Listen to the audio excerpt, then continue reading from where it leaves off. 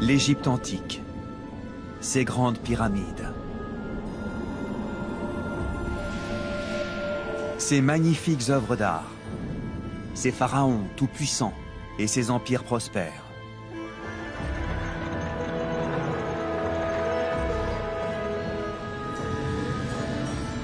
De toutes les civilisations anciennes, l'Égypte est la plus fascinante par son iconographie spectaculaire et son rayonnement culturel unique. Mais quand les derniers pharaons ont disparu avec leur civilisation, ils ont emporté dans leur tombe un terrible secret. Celui d'un peuple opprimé qui s'est soulevé pour renverser ses maîtres et faire trembler les grands souverains d'Égypte.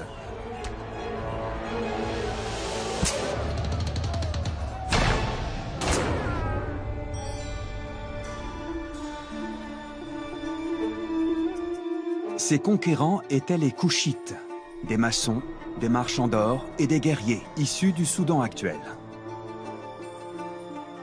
La conquête de l'Égypte par les Koushites est un peu comme l'histoire de David et Goliath. Et pourtant, leur destin hors norme a été effacé des livres d'histoire. Ces Africains à la peau noire ont été dénigrés par les anciens Égyptiens et relégués au rang de sauvages par les archéologues de l'ère coloniale.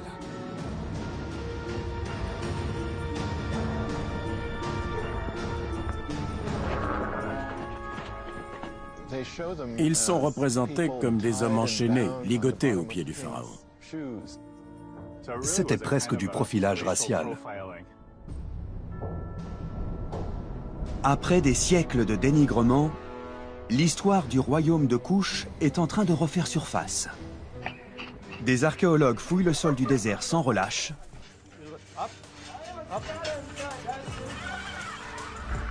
Et escaladent des montagnes. Ça donne quoi? C'est intact? Ça fait un peu peur. Ne tirez pas sur la corde. Pour exhumer les secrets des mystérieux pharaons noirs qui ont mis l'Égypte à genoux.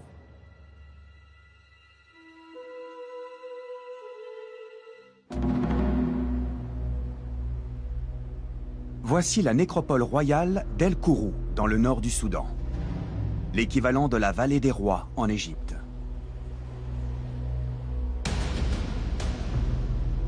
De nombreux souverains koushites sont enterrés ici.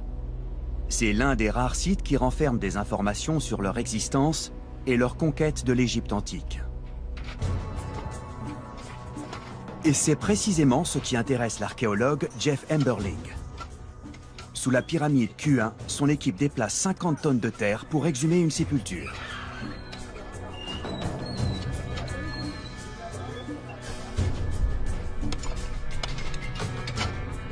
L'archéologue espère y découvrir l'identité du roi qui a fait construire cette pyramide et sa place dans le royaume de Kouch.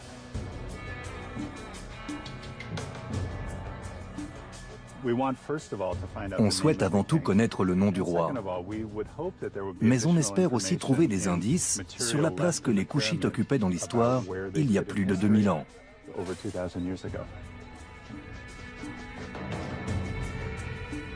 Les Koushites ont laissé très peu de traces écrites, et la plupart de leurs tombeaux et de leurs temples ont été détruits.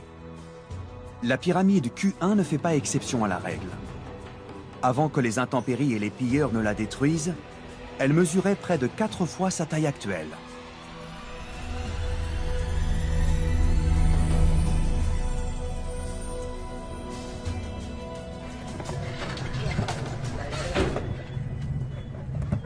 Cette géante déchue a connu un passé mouvementé.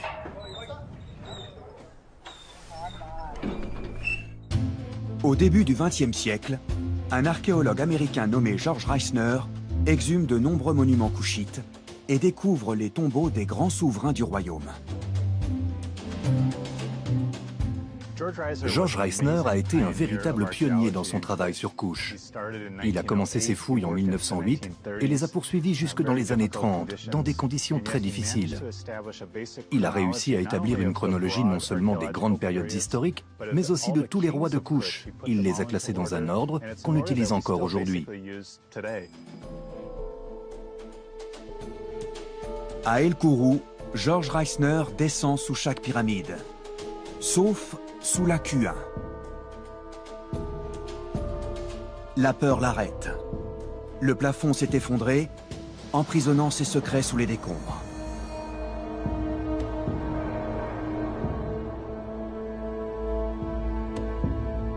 L'archéologue vient de perdre 5 hommes dans un éboulement, et il décide de rentrer chez lui. Cette idée a parfois traversé l'esprit de Jeff Emberling. Quand on lit les notes de Reisner sur ses fouilles à El Kourou, on voit qu'il a arrêté les recherches pendant 2 semaines. Il mentionne un mot de son médecin qui lui dit de ne pas s'inquiéter autant. Mais je peux comprendre ses craintes, rien qu'en fouillant une seule des pyramides, car c'est très risqué. Le risque zéro n'existe pas. Mais sans risque, pas de récompense. Et comme George Reisner le découvre sur un autre site funéraire, la découverte est parfois éblouissante.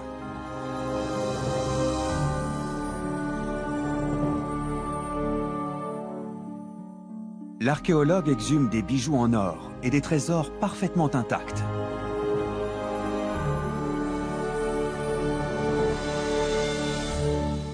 De véritables chefs-d'œuvre enterrés avec les rois couchites pour les accompagner après la mort. Tout archéologue rêve de découvrir des trésors complètement mirifiques. On sait que ces tombeaux étaient extrêmement précieux car ils contenaient des objets en or et en argent. De magnifiques représentations de la religion, du statut et du prestige de ces riches rois. Voilà ce qu'on s'imagine trouver.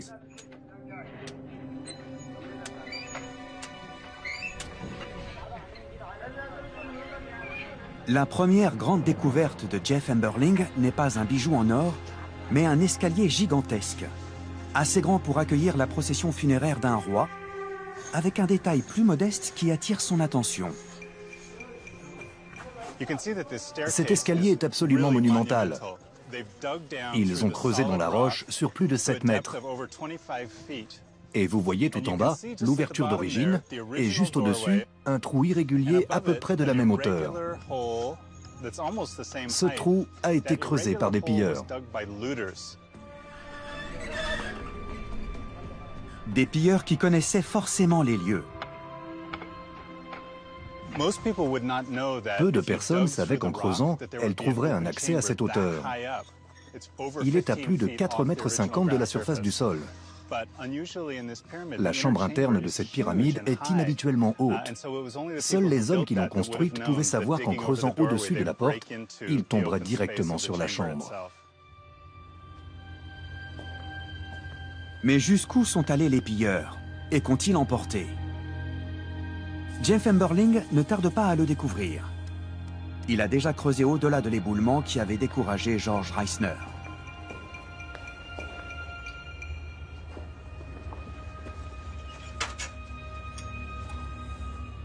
On se trouve dans la 2e chambre de la pyramide. Mais en fait, on n'est pas sur le sol de la chambre, car le plafond s'est totalement effondré. Donc on est entre le plafond et l'éboulement. Je pense que quand les pilleurs ont creusé pour accéder à la chambre, le plafond s'est effondré sur eux.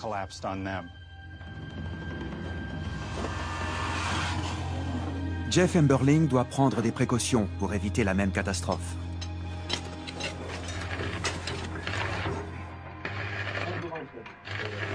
Dans un atelier de fortune élaboré sur place, Ignacio Forcadell, architecte, construit des renforts métalliques.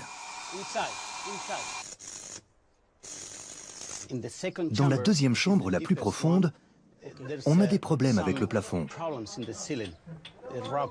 Des pierres tombent et il s'est déjà effondré plusieurs fois par le passé. Il y a d'ailleurs eu un petit effondrement récemment.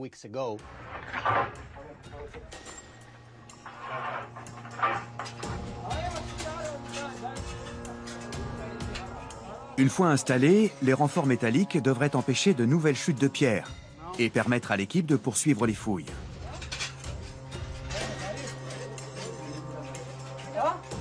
Ces archéologues ont une chance de réussir là où George Reisner a échoué. Ils pourraient ainsi réparer une grave méprise commise par leurs prédécesseurs.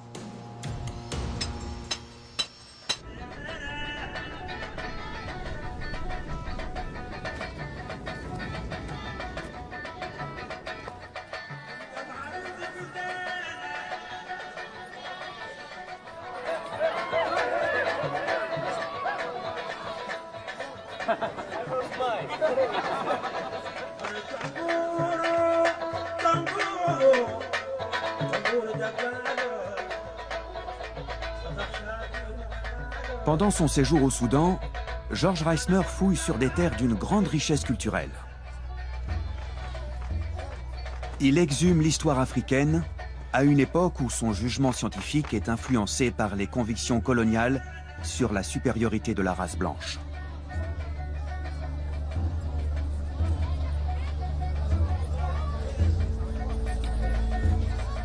Malgré son immense admiration pour les pyramides qu'il découvre, il refuse de croire qu'elles ont été construites par des indigènes de couleur noire.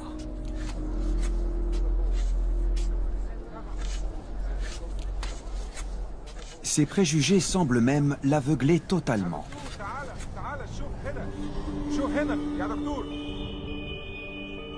En 1916, lorsqu'il déterre des statuettes en granit noir représentant les rois de Couche, il les considère comme fausses. Il affirme au contraire que tous les souverains et les hommes à l'origine de ces monuments étaient des étrangers à la peau claire. Cela contredisait tellement ses convictions profondes sur les habitants du Soudan qu'il trouvait difficile d'accepter brusquement la réalité. C'était même un obstacle insurmontable.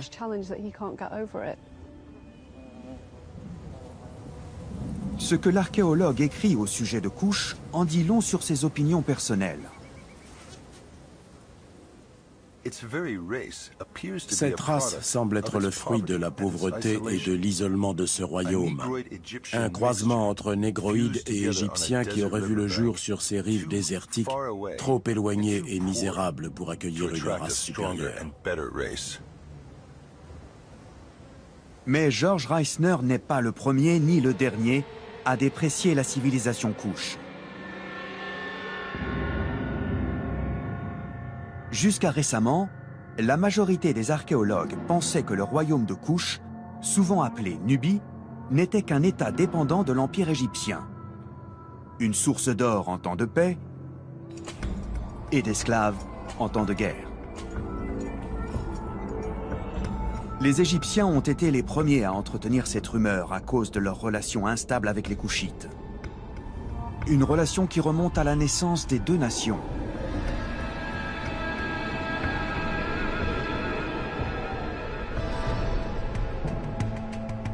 Le site de Kerma, au Soudan, se trouve à environ 270 km d'El Kourou, en aval du Nil. Au centre se dresse une défoufa, une imposante construction en briques crues. Ce temple en l'honneur du soleil aurait été construit 2500 ans avant notre ère, quand les premières pyramides étaient édifiées en Égypte et le cercle de Stonehenge en Angleterre.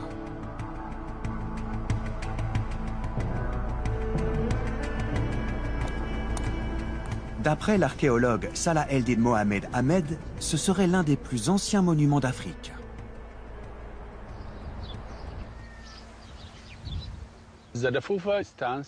La défoufa se dresse au centre de l'ancienne cité de Kerma, l'une des premières jamais construites et certainement la plus ancienne d'Afrique.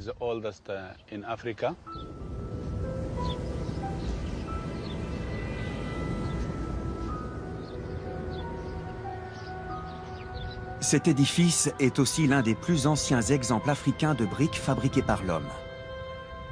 Les techniques de maçonnerie étaient donc comparables à celles utilisées en Égypte. Autour du même site de Kerma se trouvent certaines des plus anciennes sépultures du continent. Ces découvertes archéologiques attestent d'une civilisation déjà très avancée, 2500 ans avant notre ère, à l'époque de l'avènement de l'ancien empire pharaonique en Égypte.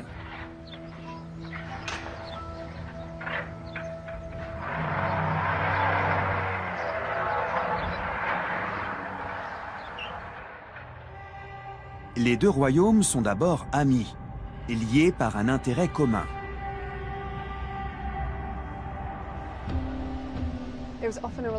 C'était une relation fondée sur le commerce. Dans certains tombeaux égyptiens, des fresques représentent des Soudanais venus rendre hommage aux défunts, comme c'était souvent le cas en Égypte. Ils apportaient des peaux de léopard, des singes ou des pierres précieuses.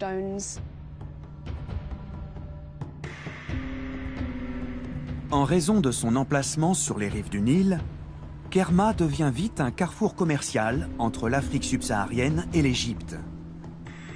Les marchands d'ébène, d'ivoire et d'animaux exotiques y transitent pour rejoindre le nord.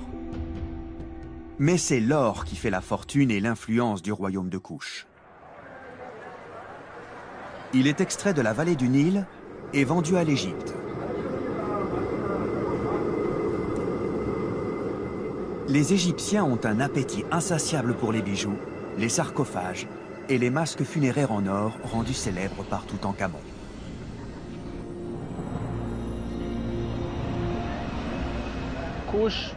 Traditionnellement, Kouch était connu par les Égyptiens comme le royaume de l'or. La majeure partie de leur or venait de Nubie, notamment de cette région, et aussi du désert oriental à l'est de Kerma.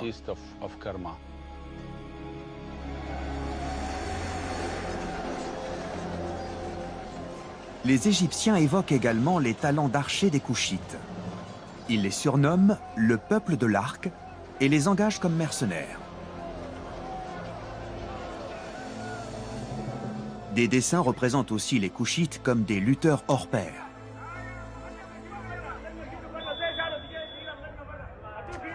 Une tradition encore vivace aujourd'hui au Soudan.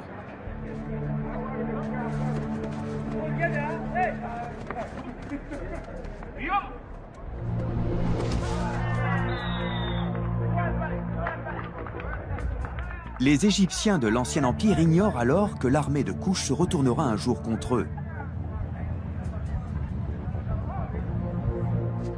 Leurs prétendus alliés commencent à avancer leurs pions. Ils étendent leur territoire par de modestes incursions au-delà de la frontière. Les Égyptiens ripostent tout d'abord par de la propagande, puis par une déclaration de guerre.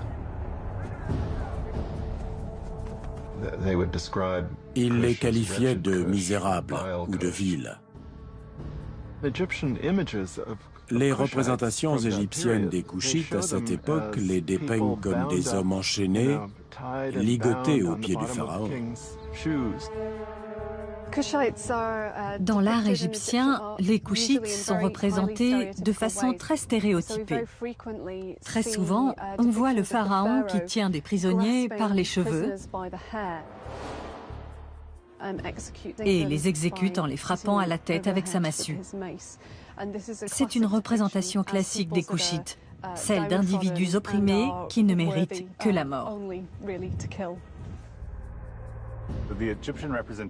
Les représentations égyptiennes des Kouchites, du moins officiellement, les décrivaient comme un peuple tribal et sauvage. C'était presque du profilage racial.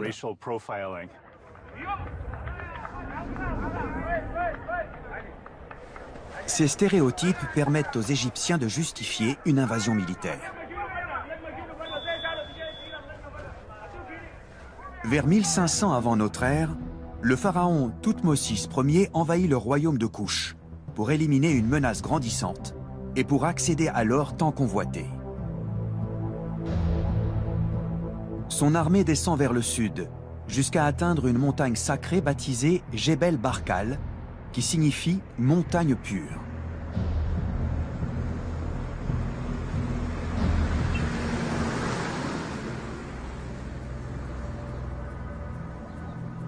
Sur sa face sud-ouest, une aiguille de 75 mètres se dresse vers le ciel.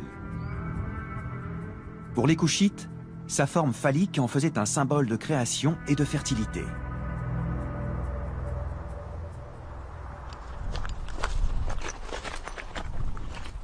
Mais d'après l'archéologue Tim Kendall, les Égyptiens ont vu dans cette formation rocheuse une signification plus spirituelle.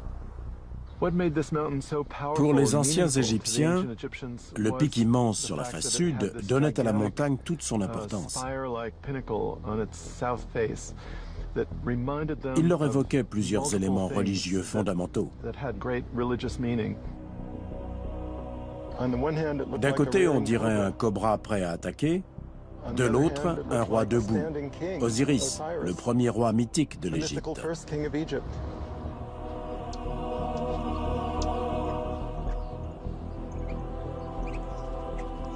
La clé de l'énigme est le cobra. Dans la mythologie égyptienne, ce serpent est étroitement lié à la royauté. Les déesses prennent la forme d'un cobra pour protéger le roi. C'est pour cela qu'il est représenté sur la couronne des pharaons, y compris sur celle de Toutankhamon.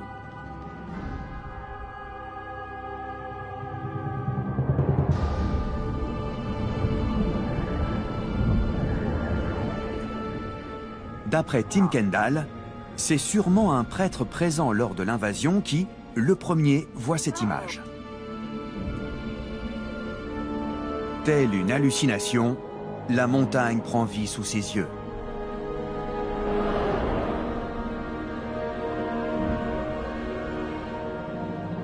Jebel Barkal est même proclamé lieu de naissance du dieu des dieux, Amon.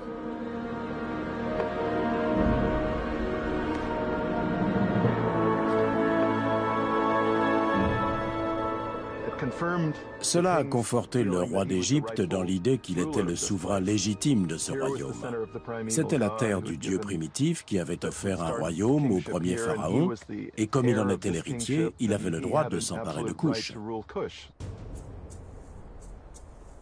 Une fois consacré, Jebel Barkal est représenté très tôt dans l'art égyptien. Sur ce dessin, Ramsès II fait une offrande au dieu Amon. Amon est assis sur un trône à l'intérieur d'une montagne qui ne peut être que Jebel Barkal.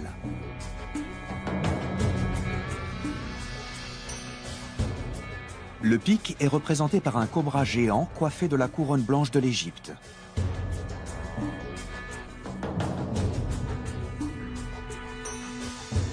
Cette gravure a été découverte dans le temple d'Abou Simbel, construit à la demande de Ramsès II près de la frontière couchite. Ramsès II s'était rendu à Jebel Barkal. La montagne aurait même donné au pharaon l'idée d'orner Abou Simbel de 4 statues à son effigie.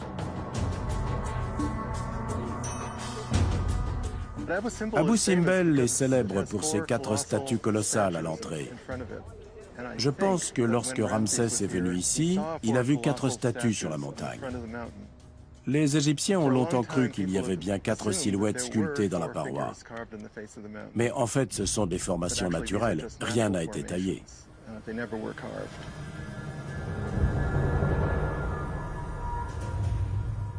Ramsès, ainsi que d'autres pharaons, construisent des temples proches de Jebel Barkal. Ils espèrent bénéficier de la protection de la montagne en se faisant couronner sur ce site sacré.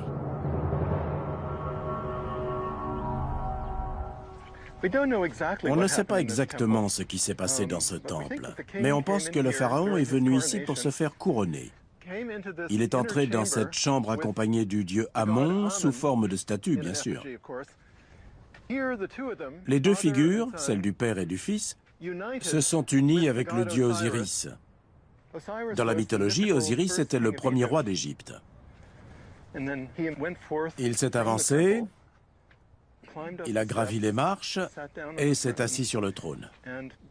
Là, il a été couronné et a rejoint l'entrée du temple, où il a été salué par la foule comme le nouveau Dieu vivant.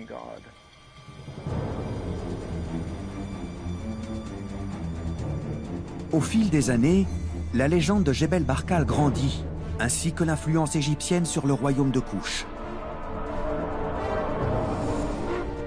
Les Couchites adoptent la religion de leurs voisins, vénèrent le dieu Amon et commencent même à construire des pyramides.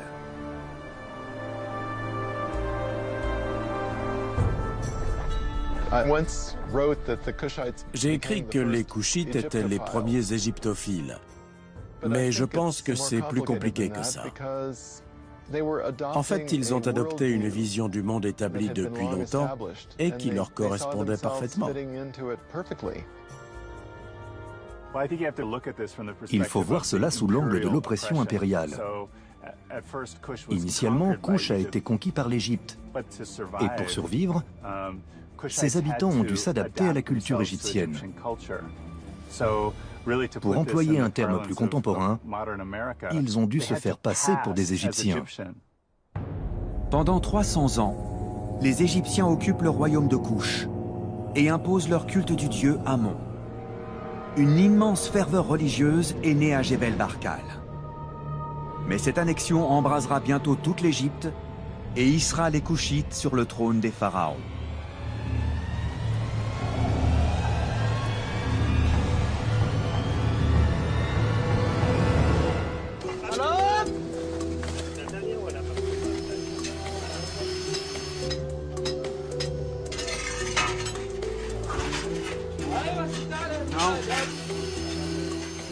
Dans le tombeau de la pyramide Q1 à El Kourou, Jeff Emberling et son équipe ont déjà creusé plus loin que George Reisner il y a un siècle.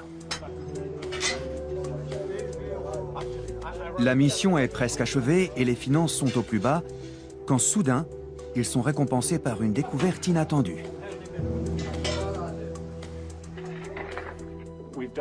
On a fourni un effort titanesque pour creuser à l'endroit que Reisner avait découvert. Pendant tout ce temps, on n'a jamais cessé de se demander s'il y avait 2 ou 3 chambres funéraires. On vient de découvrir le passage vers la 3e chambre intérieure. C'est palpitant. On voit très bien le contour de cette entrée magnifiquement préservée qui ouvrait sur ce qui devait être la dernière chambre funéraire de cette pyramide. Une chambre qui renferme peut-être un trésor d'objets funéraires ou les ossements d'un roi. L'équipe scientifique a déjà découvert un indice important sur le souverain à l'origine de la pyramide. Il a choisi l'emplacement de son tombeau avec une attention toute particulière. Ce tombeau est adjacent à une autre chambre funéraire plus modeste, mais qui a peut-être accueilli le plus puissant des rois kouchites. Sur cette stèle gisait le corps de Pianki, le roi à la peau noire qui a conquis l'Égypte.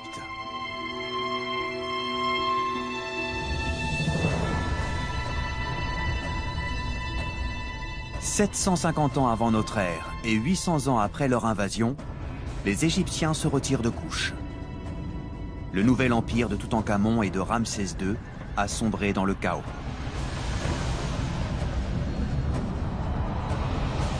Les seigneurs de Libye se battent pour contrôler le nord, tandis que les prêtres d'Amon tentent de maintenir une unité au sud.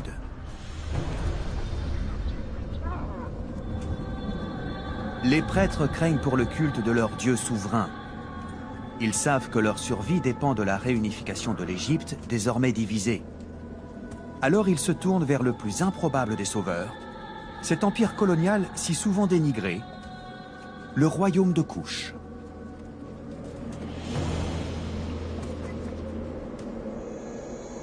Le nouveau roi kouchite, nommé Pianki, est un fanatique d'Amon. Il s'empresse de répondre à leur appel au secours. Il fait le serment de repousser les rois libyens, galvanisé par la conviction qu'Amon est de son côté.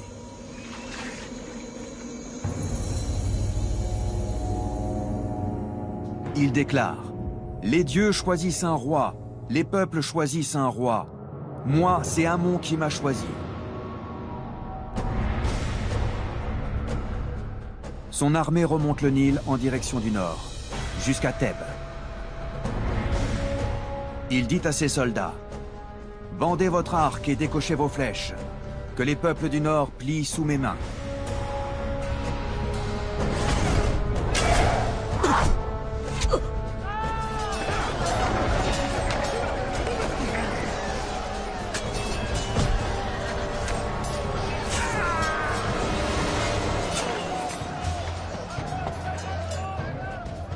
Ses ennemis ne tardent pas à le supplier de les épargner. « Sois miséricordieux !» s'exclame un roi libyen. « Je ne peux regarder ton visage de honte Je ne peux rester debout tant ta flamme me brûle. Je tremble devant ta toute-puissance.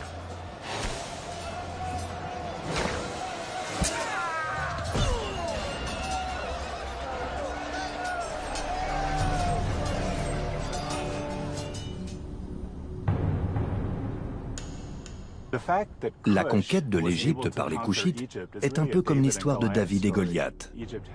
L'Égypte avait des cités et des temples immenses, beaucoup d'habitants, et dans le royaume de Couche, les villages étaient plus éparses. On ne sait pas encore très bien comment le roi a pu réunir une telle armée. Malgré ses faibles chances de victoire, Pianki et ses successeurs deviennent la 25e dynastie pharaonique d'Égypte. Ils contrôlent une zone prospère qui s'étend de l'actuelle ville de Khartoum à la Méditerranée, devenant ainsi les rivaux de l'Assyrie et de la Grèce toute-puissante. Pianki affirme devoir sa victoire à Amon. Sur une fresque représentant son couronnement, c'est le dieu lui-même qui sacre le nouveau pharaon. La déesse Mout, mère de tous les dieux, regarde Pianki s'incliner devant Amon.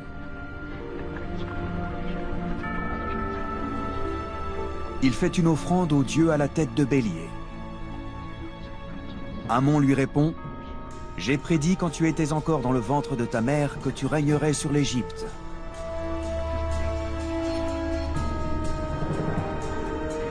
Il présente alors à Pianki la couronne rouge de la Basse-Égypte et la couronne blanche de la Haute-Égypte, unifiant ainsi ce royaume divisé.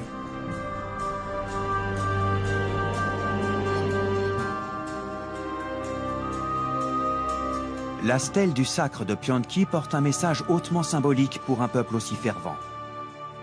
Une superbe leçon de propagande. Le pouvoir politique a toujours été lié aux croyances religieuses. Pour convaincre le peuple que son règne était légitime, le roi devait être croyant. Il s'en servait pour tout contrôler, les mines d'or, les routes commerciales, tout. Le même phénomène se produit aujourd'hui. L'histoire n'est qu'une éternelle répétition.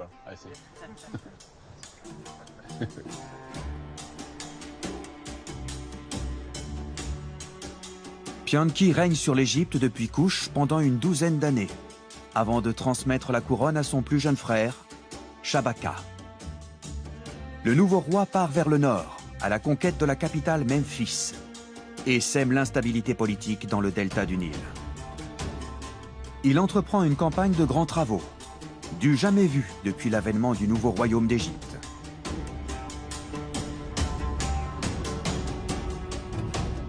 Shabaka, tout comme son frère avant lui, a la réputation d'être un chef puissant et clément. Ils étaient connus pour être respectueux et magnanimes. Par exemple, ils n'exécutaient pas leurs prisonniers, ils leur pardonnaient. Ils leur faisaient creuser des canaux. Ce comportement n'était pas du tout caractéristique des anciens rois.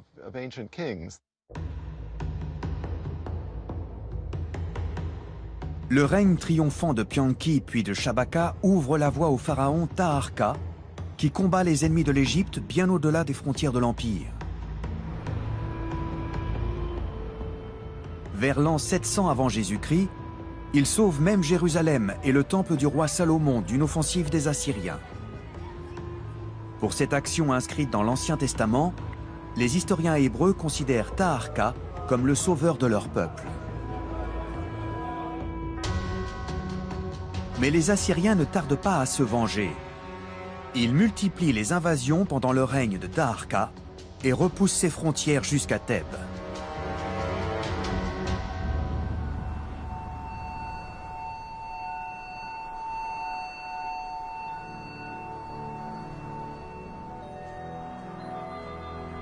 À sa mort, le pharaon n'est pas enterré à El Kourou comme ses prédécesseurs. Il se fait construire sa propre pyramide, non loin de là, à Nouri.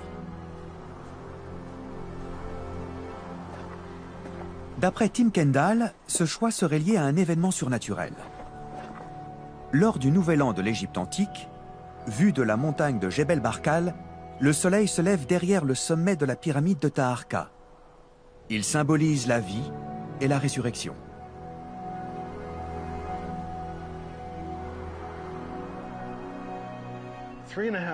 Trois mois et demi après le Nouvel An, quand on regarde le Jebel Barkal du sommet de la pyramide, le soleil se couche juste au-dessus de l'aiguille.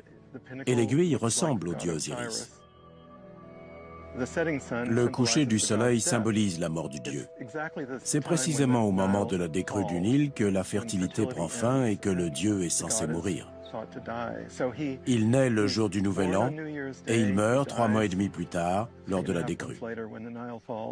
Il ressuscite tous les ans et des milliers de fois, année après année.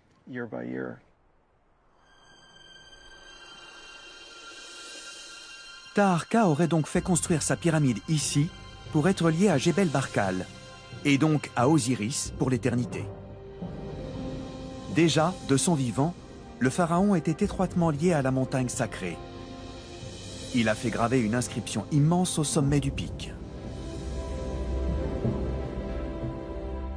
En 1987, Tim Kendall est le premier à l'observer de près. Dans les années 30, des Britanniques qui observaient la paroi de la montagne avec des jumelles ont vu qu'il y avait des bribes d'inscriptions humaines au sommet, mais elles étaient totalement inaccessibles. Je n'étais pas un grimpeur, mais je voulais à tout prix découvrir ce que c'était. Alors je me suis improvisé alpiniste pour résoudre cette énigme. Je ne sais pas si je recommencerai.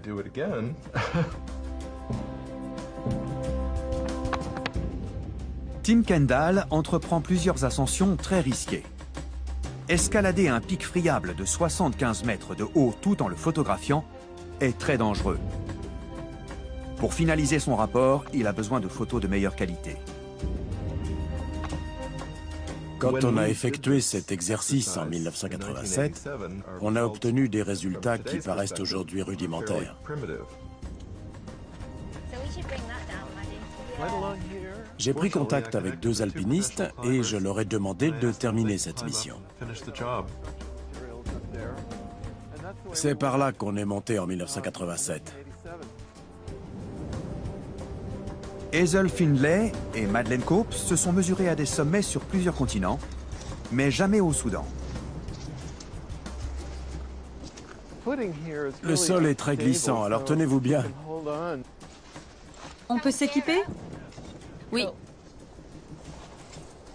Quand on est monté en 1987 et 1989, on n'avait que des diapos. C'était avant l'ère numérique. Nos moyens techniques sont bien meilleurs aujourd'hui. C'est formidable de pouvoir recommencer pour obtenir de bien meilleures photos. Hazel choisit la voie à prendre, tandis que Madeleine l'assure d'en bas. Il y a 60 mètres de roche friable entre Hazel et l'inscription laissée par le puissant pharaon de Kouch. Hazel voit déjà des traces de constructions anciennes. Des trous profonds creusés dans la paroi en grès dur. Dans ces trous étaient insérées les poutres en bois d'un échafaudage géant. Les hommes ont dû construire l'ossature à partir du sol et se servir d'un système de grue pour hisser chaque poutre.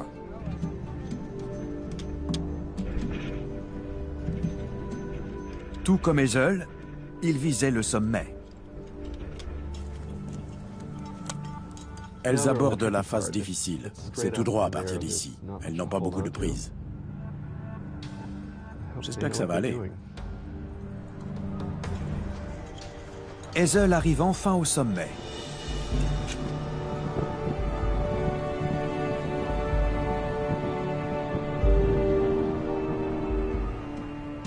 L'investigation peut commencer.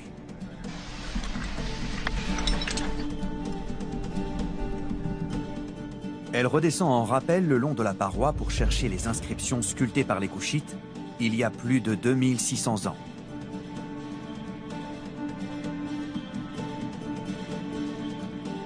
Une proclamation de la toute-puissance du pharaon Taharqa. Je fais attention à ne pas rester coincé sur la paroi. Je vais vers la gauche. Un peu plus bas. Super. Maintenant, dirigez-vous vers l'avant. Vous voyez l'inscription? Ah oui.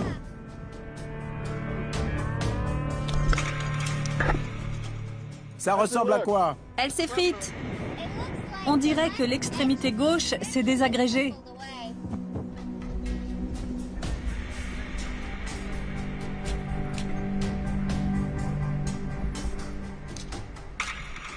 Vous voyez des traces de clous? Oui, je vois des petits trous. Oui.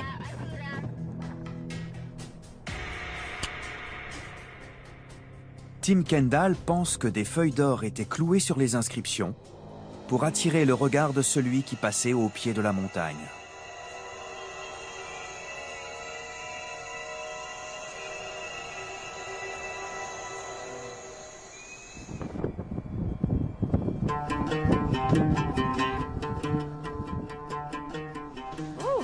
Bravo! Je peux vous embrasser? Oui. C'était formidable. Bravo! Bien joué. Merci. Super! Quelle victoire! J'ai hâte de voir les photos pour voir ce qu'on a raté la première fois. Je n'ai même pas de photos de ça. C'est un très beau cliché. C'est nouveau. Je n'ai jamais vu ça. On ne savait pas si c'était naturel ou non. C'était très profond. Ils ont vraiment hissé des pierres et du ciment. Oui. C'est formidable de pouvoir ajouter ces clichés au rapport final 28 ans plus tard. C'est fantastique. Ouais, c'est ça. C'est la dernière pièce du puzzle. Les inscriptions à moitié effacées sur la paroi sont une déclaration du statut divin de Taharqa et un pied de nez aux Assyriens qui l'ont poussé hors d'Égypte. Il les qualifie de bédouins.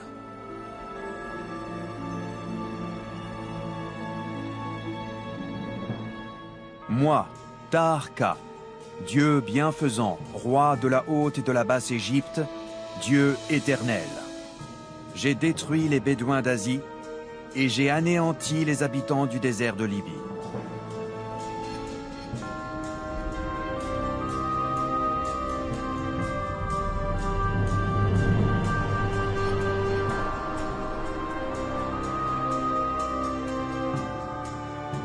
Taharqa a beau être un guerrier impitoyable, à la fin de sa vie, il ne contrôle plus qu'une petite partie de l'Égypte.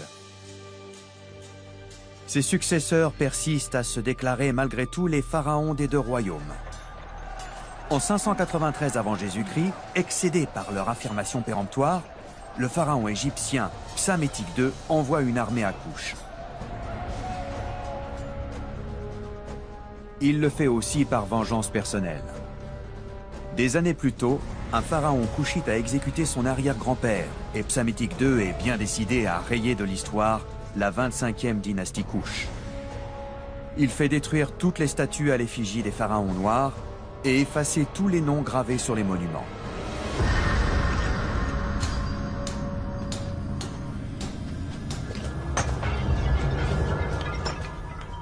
Insulte suprême. Ces soldats détruisent même le cobra égyptien sacré sur la couronne des rois couchites.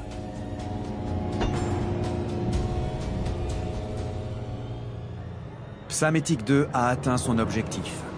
Il a réécrit l'histoire.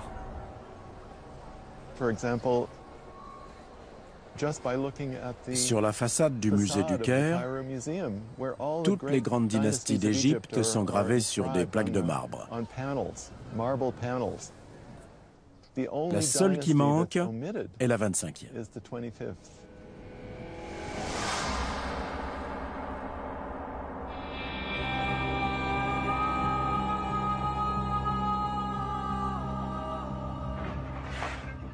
À El Kourou, la découverte de la troisième chambre funéraire a redonné le sourire à toute l'équipe.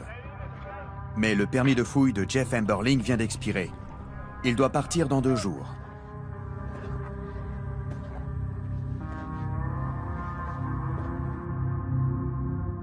Les ossements, les bijoux et l'identité du pharaon ne sont peut-être qu'à quelques mètres de lui. Mais il va devoir attendre l'an prochain pour les exhumer.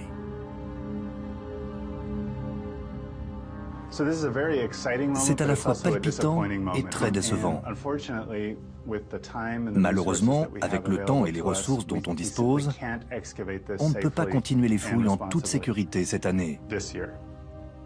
C'est très décevant d'en être arrivé là, d'avoir déplacé des centaines de tonnes de sable, mais on sait que ça n'aura pas bougé d'ici l'année prochaine. On reviendra et on espère faire de magnifiques découvertes.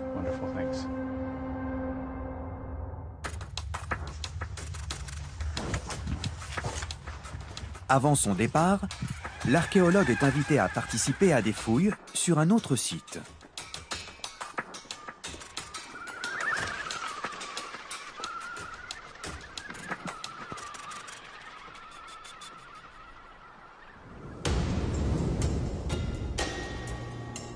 Voici le village de Zuma, le site d'une sépulture noble construite environ 1000 ans après la mort de Taharqa. L'empire est alors en déclin. Une nation africaine rivale s'apprête à porter le coup de grâce aux Koushites. La chrétienté va bientôt métamorphoser la région.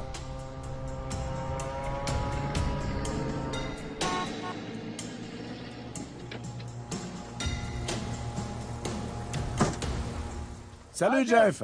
Salut Mahmoud. Bonjour. Comment vas-tu? Content de te voir. J'ai quelque chose à te montrer. Viens. À Zuma, l'archéologue Mahmoud El Tayeb a découvert un trésor.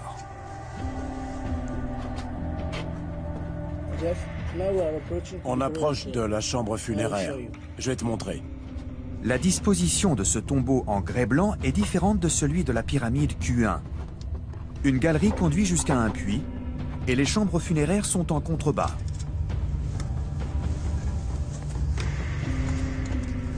Jeff Emberling envoie l'un de ses robots en exploration.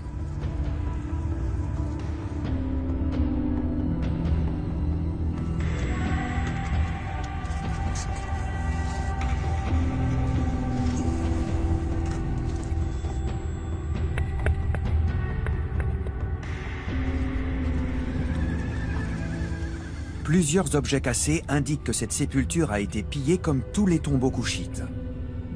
Mais pour les archéologues, cela reste une formidable mine d'indices.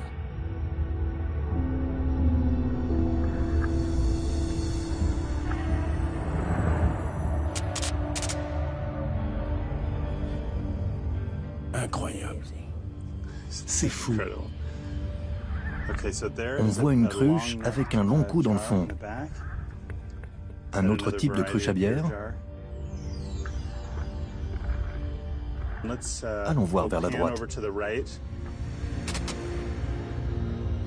Il y a un pot et un bol. Qu'est-ce qu'il y a dans le bol? Une pierre.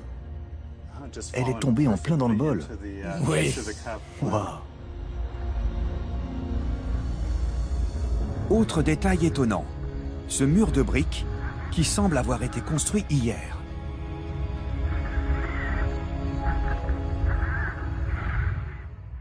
Voyons si on peut avoir une bonne vue de la sépulture.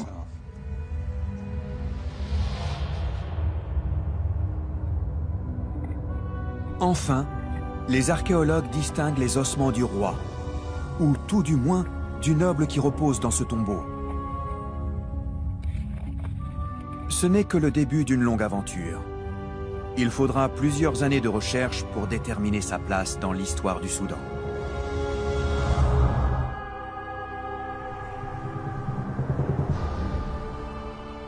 À l'époque où Zuma a été édifié, l'influence de l'Égypte avait déjà commencé à décliner. Et les rois de Kouch ne construisaient plus de grandes pyramides.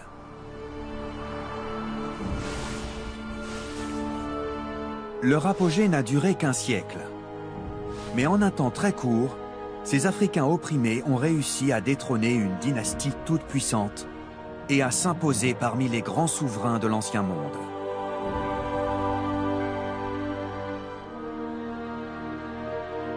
Désormais, grâce au travail acharné des archéologues, les pharaons noirs du Soudan sortent de l'ombre pour reconquérir leur place dans l'histoire.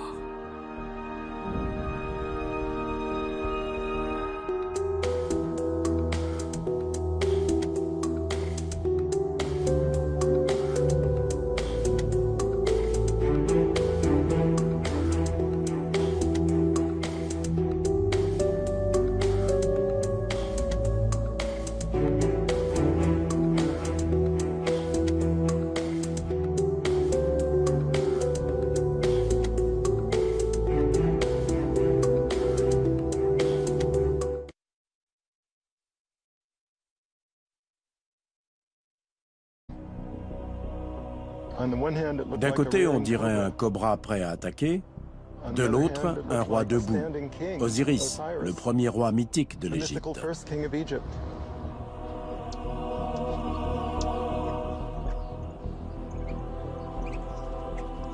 La clé de l'énigme est le cobra.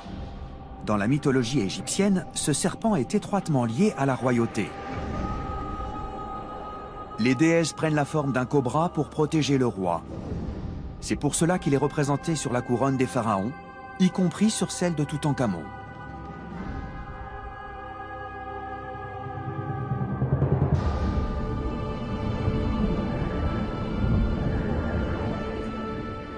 D'après Tim Kendall, c'est sûrement un prêtre présent lors de l'invasion qui, le premier, voit cette image.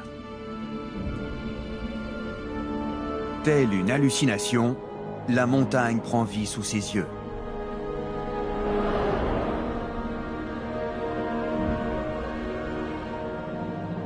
Jebel Barkal est même proclamé lieu de naissance du dieu des dieux, Amon.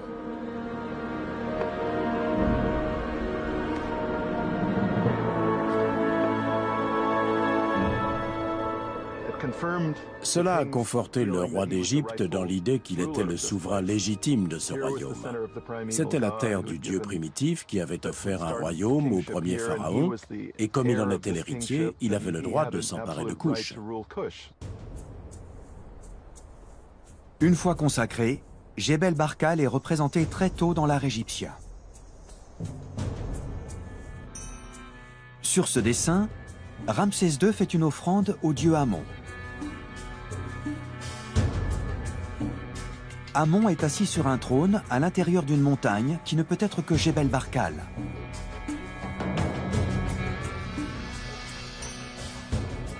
Le pic est représenté par un cobra géant coiffé de la couronne blanche de l'Égypte.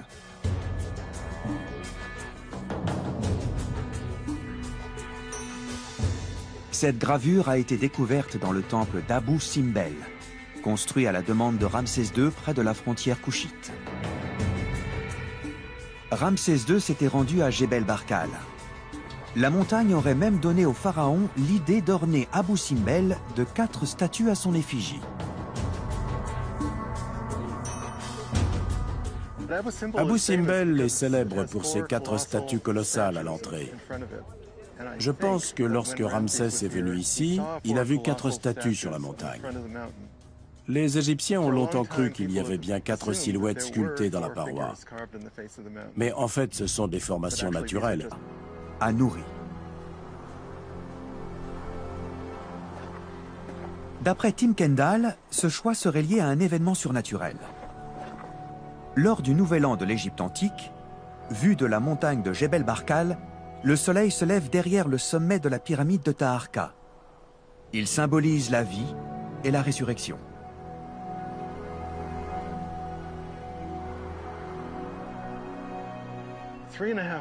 Trois mois et demi après le Nouvel An, quand on regarde le Jebel Barkal du sommet de la pyramide, le soleil se couche juste au-dessus de l'aiguille.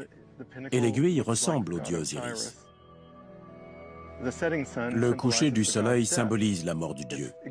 C'est précisément au moment de la décrue du Nil que la fertilité prend fin et que le dieu est censé mourir. Il naît le jour du Nouvel An et il meurt 3 mois et demi plus tard, lors de la décrue. Il ressuscite tous les ans et des milliers de fois, année après année.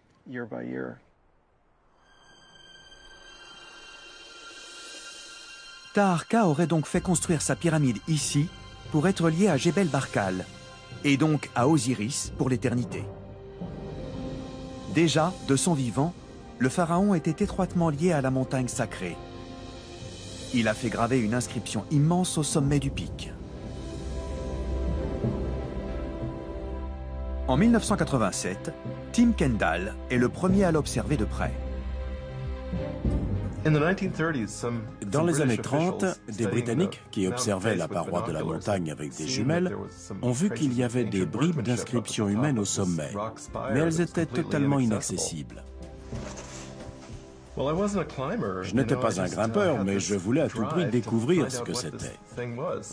Alors je me suis improvisé alpiniste pour résoudre cette énigme. Je ne sais pas si je recommencerai.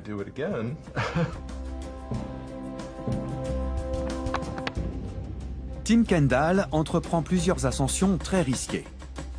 Escalader un pic friable de 75 mètres de haut tout en le photographiant est très dangereux. Pour finaliser son rapport, il a besoin de photos de meilleure qualité. Quand on a effectué cet exercice en 1987, on a obtenu des résultats qui paraissent aujourd'hui rudimentaires.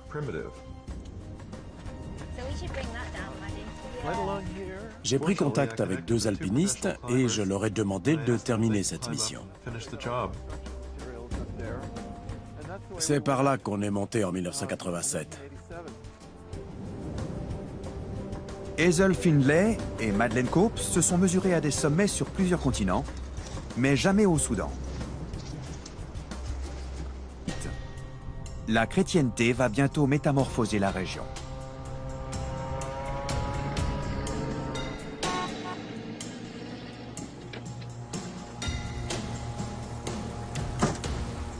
Salut Jeff! Salut Mahmoud. Bonjour! Comment vas-tu? Content de te voir. J'ai quelque chose à te montrer. Viens. À Zouma, l'archéologue Mahmoud El Tayeb a découvert un trésor.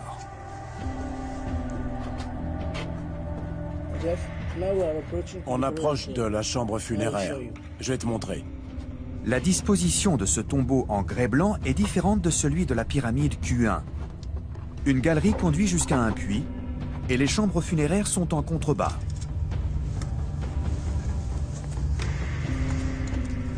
Jeff Emberling envoie l'un de ses robots en exploration.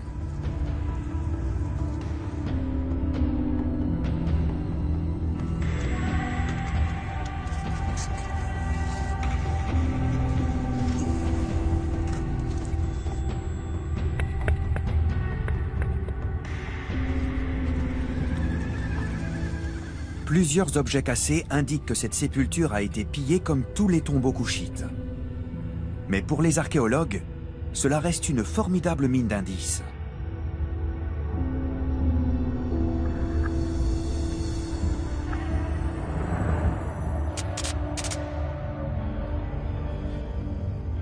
Incroyable. C'est fou. On voit une cruche avec un long cou dans le fond. Un autre type de cruche à bière. Allons voir vers la droite. Il y a un pot et un bol. Qu'est-ce qu'il y a dans le bol? Une pierre. Elle est tombée en plein dans le bol. Oui. Waouh. Autre détail étonnant, ce mur de briques qui semble avoir été construit hier.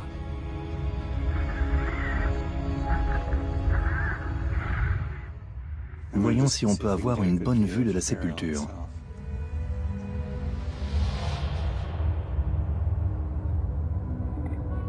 Enfin, les archéologues distinguent les ossements du roi, ou tout du moins du noble qui repose dans ce tombeau. Ce n'est que le début d'une longue aventure. Il faudra plusieurs années de recherche pour déterminer sa place dans l'histoire du Soudan.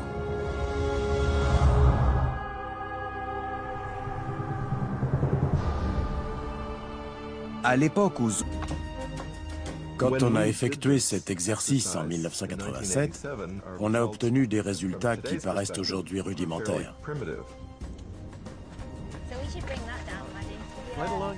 J'ai pris contact avec 2 alpinistes et je leur ai demandé de terminer cette mission. C'est par là qu'on est monté en 1987. Hazel Findlay et Madeleine Cope se sont mesurés à des sommets sur plusieurs continents, mais jamais au Soudan. Le sol est très glissant, alors tenez-vous bien. On peut s'équiper? Oui. Quand on est monté en 1987 et 1989, on n'avait que des diapos. C'était avant l'ère numérique. Nos moyens techniques sont bien meilleurs aujourd'hui.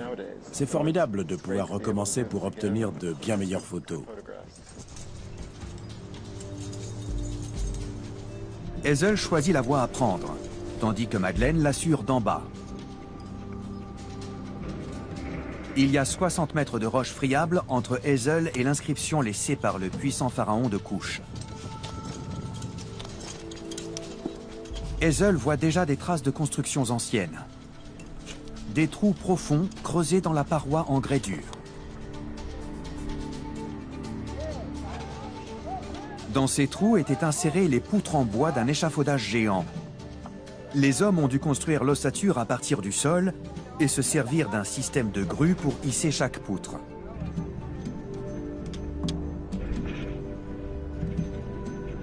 Tout comme Hazel, ils visaient le sommet. Elles abordent la phase difficile. C'est tout droit à partir d'ici. Elles n'ont pas beaucoup de prise. J'espère que ça va aller. Hazel arrive enfin au sommet.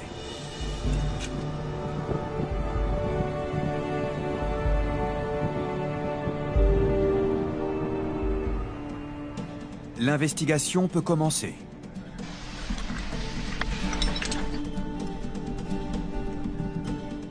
Elle redescend en rappel le long de la paroi pour chercher les inscriptions sculptées par les Kouchites il y a plus de 2600 ans.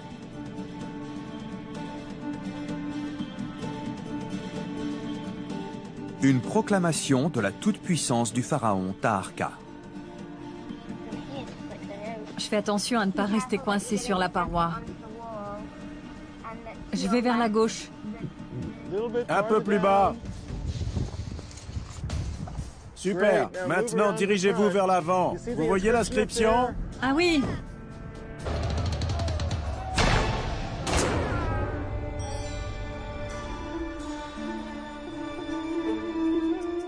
Ces conquérants étaient les Kouchites, des maçons, des marchands d'or et des guerriers issus du Soudan actuel. La conquête de l'Égypte par les Kouchites est un peu comme l'histoire de David et Goliath. Et pourtant, leur destin hors norme a été effacé des livres d'histoire.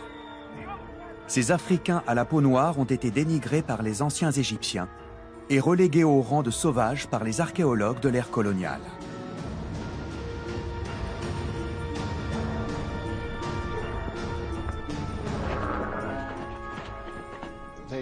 Ils sont représentés comme des hommes enchaînés, ligotés aux pieds du pharaon. C'était presque du profilage racial. Après des siècles de dénigrement, l'histoire du royaume de Kouch est en train de refaire surface. Des archéologues fouillent le sol du désert sans relâche.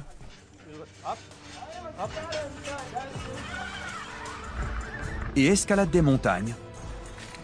Ça donne quoi? C'est intact? Ça fait un peu peur. Ne tirez pas sur la corde.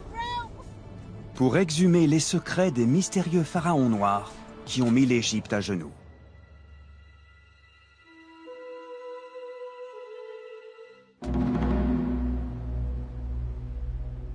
Voici la nécropole royale d'El Kourou, dans le nord du Soudan. L'équivalent de la vallée des rois en Égypte.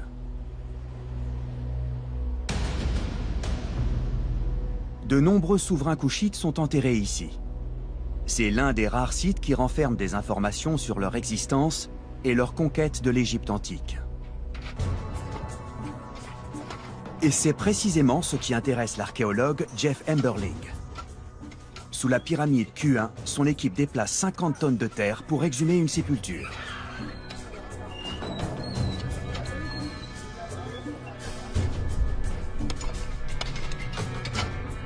L'archéologue espère y découvrir l'identité du roi qui a fait construire cette pyramide et sa place dans le royaume de Kouch.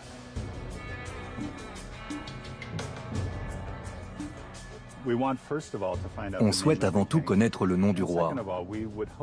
Mais on espère aussi trouver des indices sur la place que les Kouchites occupaient dans l'histoire il y a plus de 2000 ans.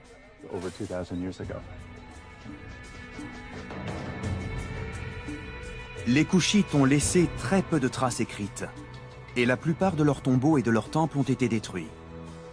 La pyramide Q1 ne fait pas exception à la règle. Avant, il fait une offrande au dieu à la tête de bélier.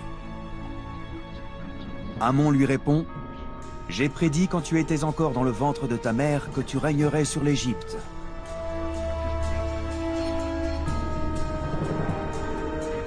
Il présente alors à Pion-Ki la couronne rouge de la Basse-Égypte et la couronne blanche de la Haute-Égypte, unifiant ainsi ce royaume divisé.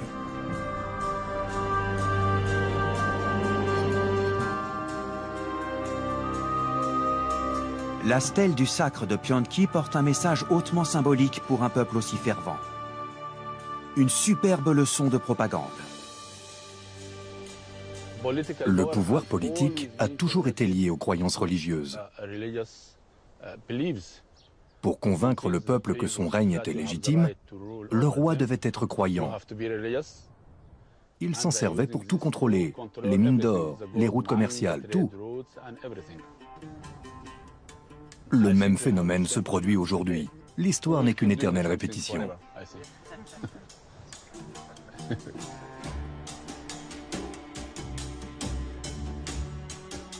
Pion-Ki règne sur l'Égypte depuis Couch pendant une douzaine d'années, avant de transmettre la couronne à son plus jeune frère, Shabaka. Le nouveau roi part vers le nord, à la conquête de la capitale Memphis, et sème l'instabilité politique dans le delta du Nil. Il entreprend une campagne de grands travaux, du jamais vu depuis l'avènement du nouveau royaume d'Égypte.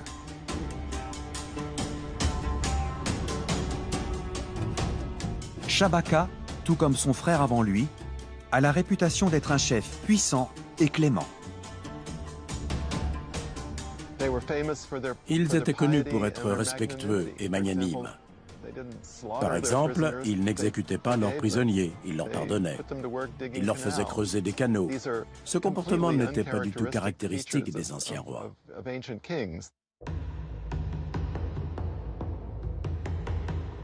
Le règne triomphant de Pion-Ki puis de Shabaka ouvre la voie au pharaon Taharqa, qui combat les ennemis de l'Égypte bien au-delà des frontières de l'Empire. Vers l'an 700 avant Jésus-Christ, il sauve même Jérusalem et le temple du roi Salomon d'une offensive des Assyriens.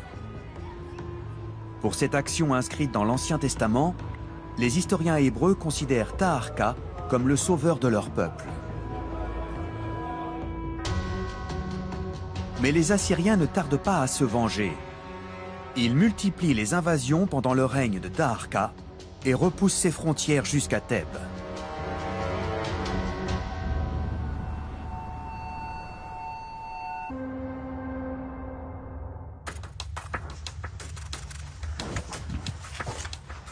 Avant son départ, l'archéologue est invité à participer à des fouilles sur un autre site.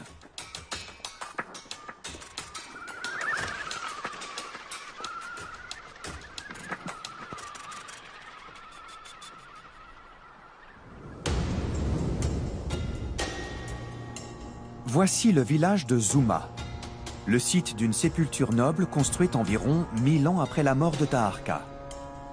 L'Empire est alors en déclin. Une nation africaine rivale s'apprête à porter le coup de grâce aux Couchites. La chrétienté va bientôt métamorphoser la région.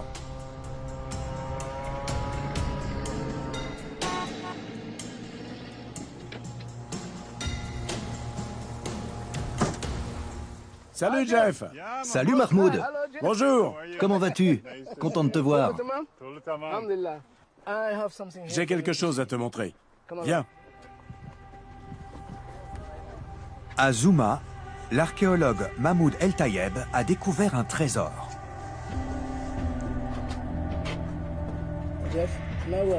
On approche de la chambre funéraire. Je vais te montrer. La disposition de ce tombeau en grès blanc est différente de celui de la pyramide Q1. Une galerie conduit jusqu'à un puits et les chambres funéraires sont en contrebas.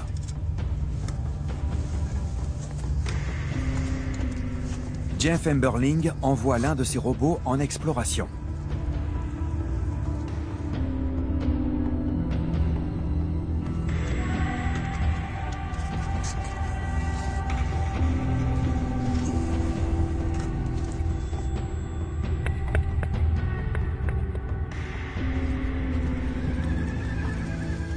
Plusieurs objets cassés indiquent que cette sépulture a été pillée comme tous les tombeaux couchites.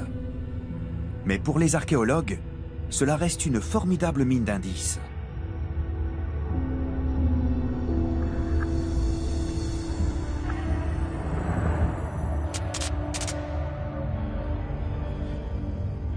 Incroyable. C'est fou. On voit une cruche avec un long cou dans le fond. Un autre type de cruche à bière. Allons voir vers la droite. Il y a un pot et un bol. Qu'est-ce qu'il y a dans le bol? Une pierre. Elle est tombée en plein dans le bol. Oui. Waouh. Autre détail étonnant, ce mur de briques qui semble avoir été construit hier à Mont.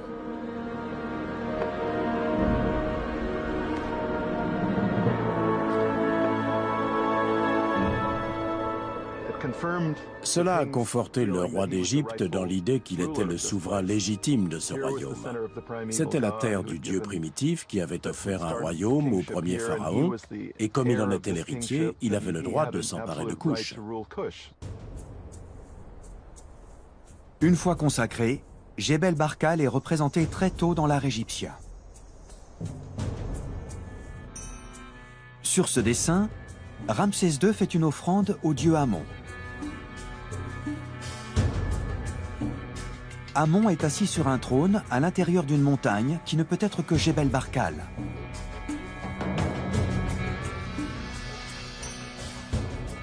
Le pic est représenté par un cobra géant coiffé de la couronne blanche de l'Égypte.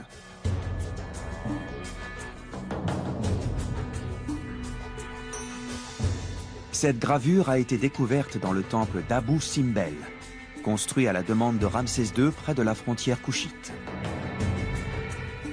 Ramsès II s'était rendu à Jebel Barkal. La montagne aurait même donné au pharaon l'idée d'orner Abou Simbel de 4 statues à son effigie. Abou Simbel est célèbre pour ses 4 statues colossales à l'entrée.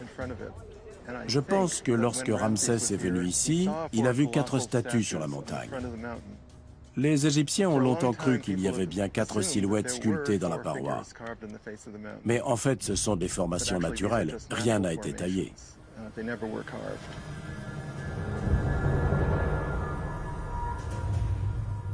Ramsès, ainsi que d'autres pharaons, construisent des temples proches de Jebel Barkal.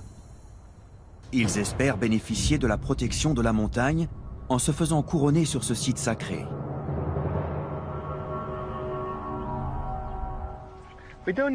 On ne sait pas exactement ce qui s'est passé dans ce temple, mais on pense que le pharaon est venu ici pour se faire couronner. Il est entré dans cette chambre accompagné du dieu Amon, sous forme de statue, bien sûr. Les 2 figures, celle du père et du fils, se sont unies avec le dieu Osiris. Dans la mythologie, Osiris était le premier roi d'Égypte. Il s'est avancé, il a gravi les marches et s'est assis sur le trône. Là, il a été couronné et a rejoint l'entrée du temple, où il a été salué par la foule comme le nouveau Dieu vivant.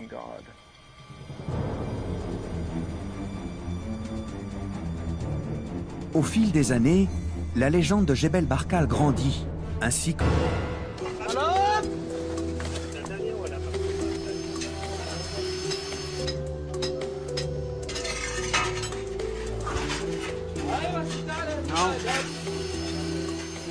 Dans le tombeau de la pyramide Q1, à El Kourou, Jeff Emberling et son équipe ont déjà creusé plus loin que George Reisner il y a un siècle.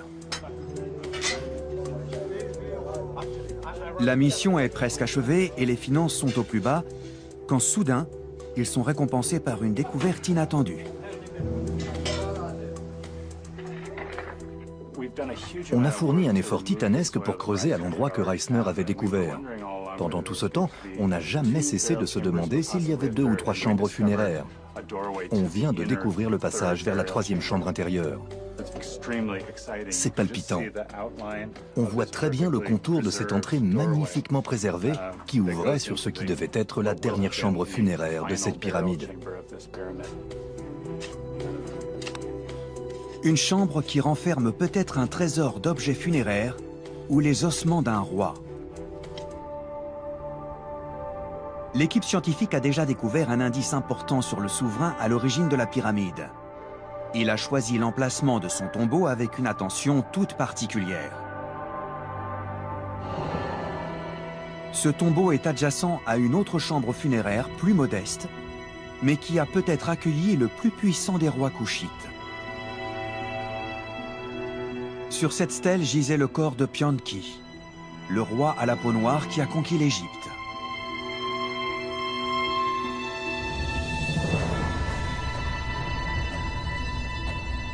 « 750 ans avant notre ère et 800 ans après leur invasion, les Égyptiens se retirent de Kouch. Le nouvel empire de Toutankhamon et de Ramsès II a sombré dans le chaos.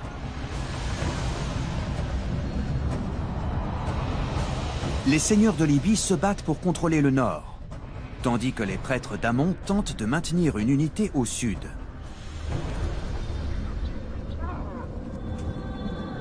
Les prêtres craignent pour le culte de leur dieu souverain. Ils savent que leur survie dépend de la réunification de l'Égypte, désormais divisée. Alors ils se tournent vers le plus improbable des sauveurs, cet empire colonial si souvent dénigré, le royaume de Kouch.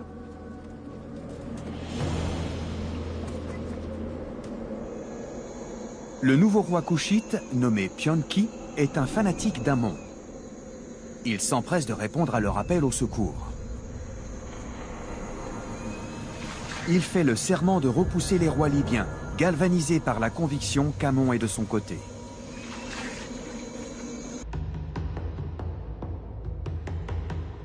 Le règne triomphant de Pianki puis de Shabaka ouvre la voie au pharaon Taharqa, qui combat les ennemis de l'Égypte bien au-delà des frontières de l'Empire.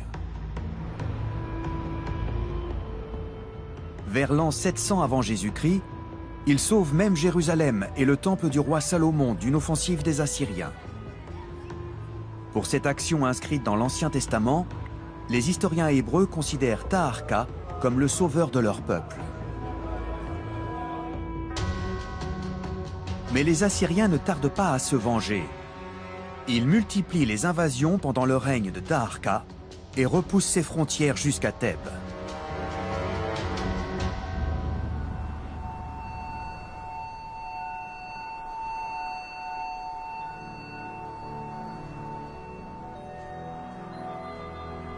À sa mort, le pharaon n'est pas enterré à El Kourou comme ses prédécesseurs.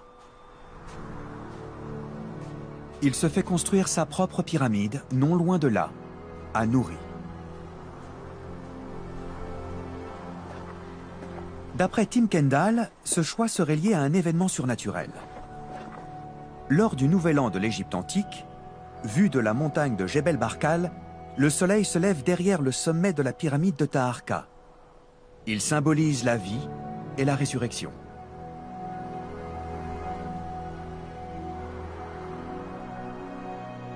3 mois et demi après le Nouvel An, quand on regarde le Jebel Barkal du sommet de la pyramide, le soleil se couche juste au-dessus de l'aiguille. Et l'aiguille ressemble au dieu Osiris. Le coucher du soleil symbolise la mort du dieu. C'est précisément au moment de la décrue du Nil que la fertilité prend fin et que le dieu est censé mourir. Il naît le jour du Nouvel An et il meurt 3 mois et demi plus tard, lors de la décrue. Il ressuscite tous les ans et des milliers de fois, année après année.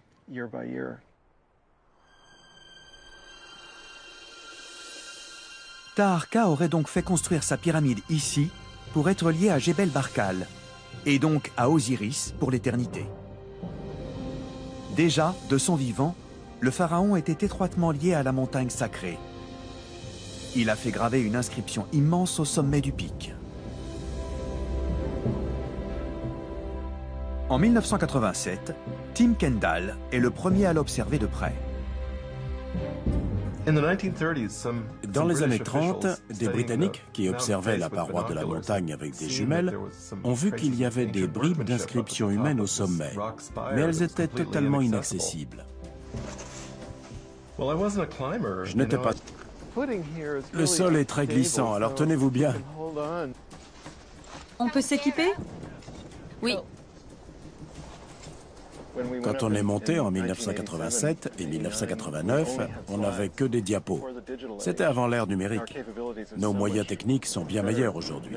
C'est formidable de pouvoir recommencer pour obtenir de bien meilleures photos. Hazel choisit la voie à prendre, tandis que Madeleine l'assure d'en bas. Il y a 60 mètres de roche friable entre Hazel et l'inscription laissée par le puissant pharaon de Kouch. Hazel voit déjà des traces de constructions anciennes. Des trous profonds creusés dans la paroi en grès dur. Dans ces trous étaient insérées les poutres en bois d'un échafaudage géant.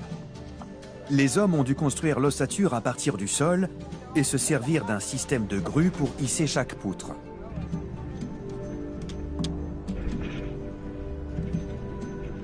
Tout comme Hazel, ils visaient le sommet.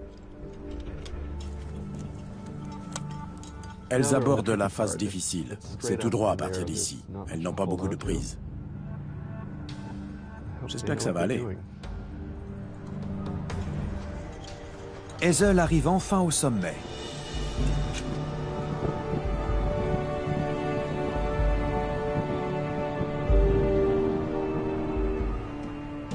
L'investigation peut commencer.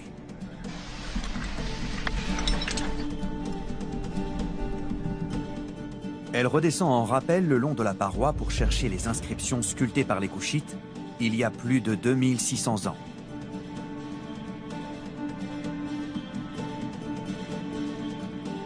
Une proclamation de la toute-puissance du pharaon Taharqa. Je fais attention à ne pas rester coincé sur la paroi. Je vais vers la gauche. Un peu plus bas. Super. Maintenant, dirigez-vous vers l'avant. Vous voyez l'inscription? Ah oui!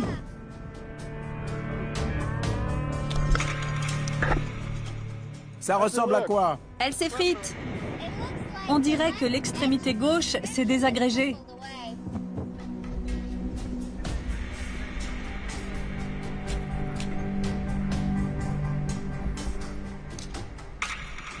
Vous voyez des traces de clous? Oui, je vois des petits trous. Oui.